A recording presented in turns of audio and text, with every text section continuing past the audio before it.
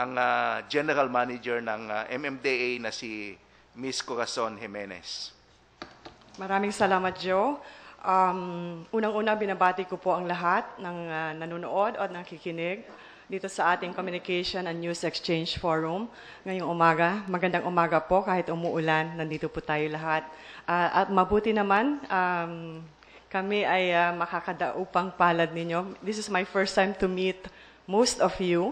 Lagi ho rin tayong nai-interview pero wala nga akong makitang kakilala. So you are all new to me. Maraming salamat po sa pag-iimbita ninyo sa amin, Joe. Ang MMDA po, alam naman natin lahat, ay we have 7 mandates.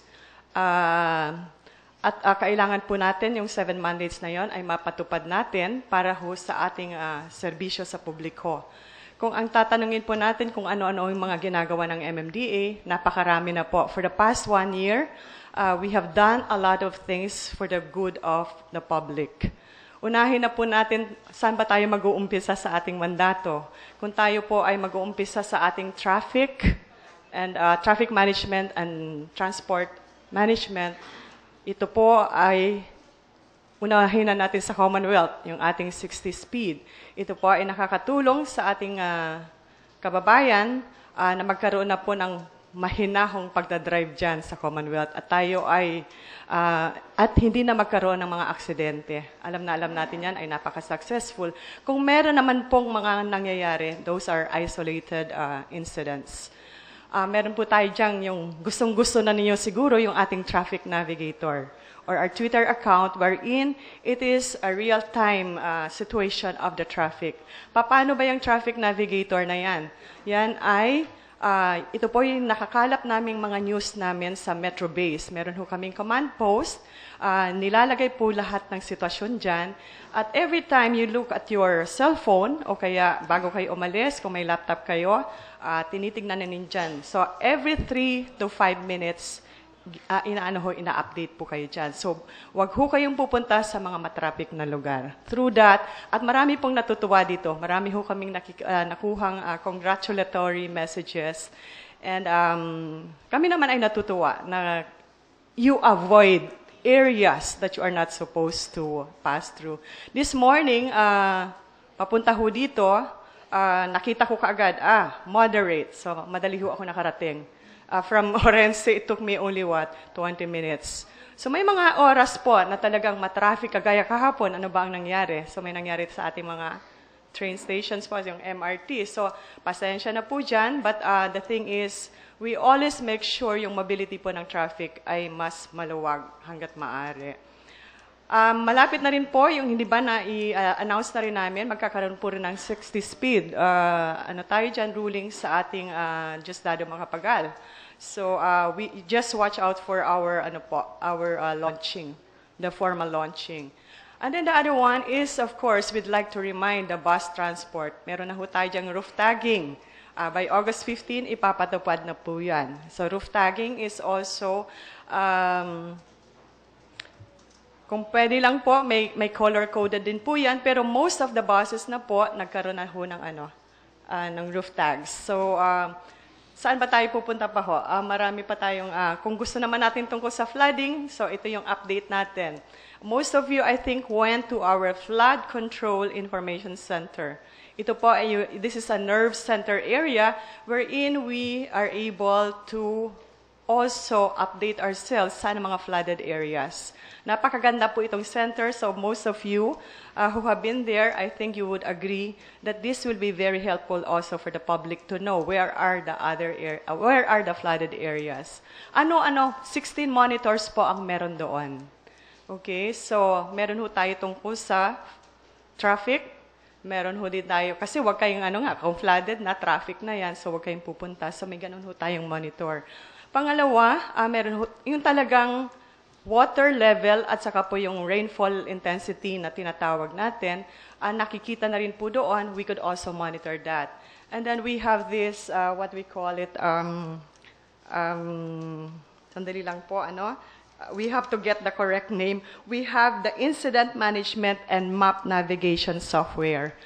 Ito po ay isang sistema wherein we are able to gather all the information. Tapos makikita niyo, may mapa po ito. And this information we will be using for our policy directions, kung saan po ang kailangan pang mga equipment na kailangan mailagay ng MMDA. So, ito po ay pwede rin makakonect ang ating mga LGUs para malaman nila kung paano sila, how will they respond, no, to people who are already experiencing flooding. Just to give you an example, noong Tuesday po, tumawag po ang Barangay Doña Imelda. So kaagad, nakaano sila, sabi nila, ilikas niyo po yung 25 families. So madali ho kaming nakarespond tungkol dyan. Ano ba yung mga responses? So itong ating nerve center na sinasabi, alam natin kaagad kung ang ibibigay sa kanila. Will it be pump boats? Will it be buses? Will it be flatboats na ginagawa rin ng MMDA? So, yung responde po na yun, ang kailangan natin kaagad malaman. At hindi kung ano-ano yung ibinibigay lang natin. Sa Marikina River, alam natin kaagad kung ito po ay tumaas na ba. So, last time, it was only up to 16, so hindi tayo nag-evacuate. 16 meters, no? Pero the last time, nung ating pong Falcon, nag-18 meters siya. Pero wala pa kaming nerve center noon. So, puro telepono lang kami na nakukuha namin na news from Marikina, no? From the LGU kay Mayor Del. But just the same, the response was also very quick. Kami naman po ay natutuwa at magpapasalamat. Allow me to have this occasion na pasalamatan po yung Armed Forces of the Philippines at ating pong mga nasa NCR PO, no? Si General Quezon po ng NCRCOM at ang NCRPO naman po ay si General Balmoria.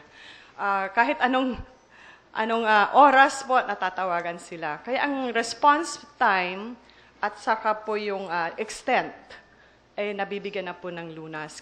Kung hindi naman po nabibigyan lahat, ang atin pong mga local government units po, nagbibigay muna ng pauna tapos re-responde. Alam naman ninyo, meron tayong tinatawag na Metro Manila Disaster Risk Reduction Council. So ito po, recently, nagbuo na po kami ng mga composite teams na pagka ganitong may panahon na may typhoon tayo, kaagad-agad, we put ourselves together at saka po, naghahati na ho kami ng areas, north, east, west, south. Kung saan merong kailangan na area na bigyan kaagad ng lunas, yung pong team na yon ang magbibigay kaagad. So, aside from that, siguro nadinig naman ninyo yung aming 480 minutes na nag-clean up po kami and we mobilized 8,000 to 10,000 people. We don't have the exact number, pero nakapaglinis po kami ng 8 flood-prone areas through the flood control Bayanihan Zone Alliances, wherein the community is very involved. Ano po, sila na po yung sumasama sa amin, hindi lang ang MMDA. Starting August 8 to September 8, samahan nyo rin po kami. We have this thing as called August Blitz. Lilinis po kami ng 60 steros, 2 steros a day, with 400 people from our own flood control group. So, wala lang po akong listahan ngayon kung saan kami mag-umpisa, but I think as of yesterday, mag-umpisa kami sa Tripa de Gallina para doon maumpisa. Alam niyo naman, ang atin po mga steros ay sugpong-sugpong yan. Kaya kailangan, para malinis natin ang Pasig River all the way to the Manila Bay, wherein we have a mandamos, umpisahan natin at source. So yun ang naging parang objective namin, bakit meron tayong August Blitz, at saka yung pagbabaha na sinasabi natin ay mabawasan. The declogging activities naman po ng MMDA, everyday po yan. Hindi nyo kami kailangan sabihan kung kailan ang flood control group po namin ay buong Metro Manila po ay nagkakaroon ng aktibidades na yan. One good news that probably I'd like to share to the public is yung atin pong mga LGUs, bumibili na rin sila ng sarili nilang equipment. Kaya nakakatulong na rin po sila. And the other thing is the flood control activity will be now with the MMDA as pag na-finalize na po yung pag-uusap ng MMDA at saka DPWH. It used to be a divided work effort po na ginagawa natin with DPWH. So, pag na-finalize na po yun, malalaman din ninyo. Pero nagkaroon na po kami ng resolution, lahat ng mayors pumirma po dito, na i-concentrate na lang po sa MMDA ang flood control activities. So, gayon pa man, yung budget kailangan sundan natin yan kung kailan kami makakadagdag sa budget para makabili po kami ng maraming equipment.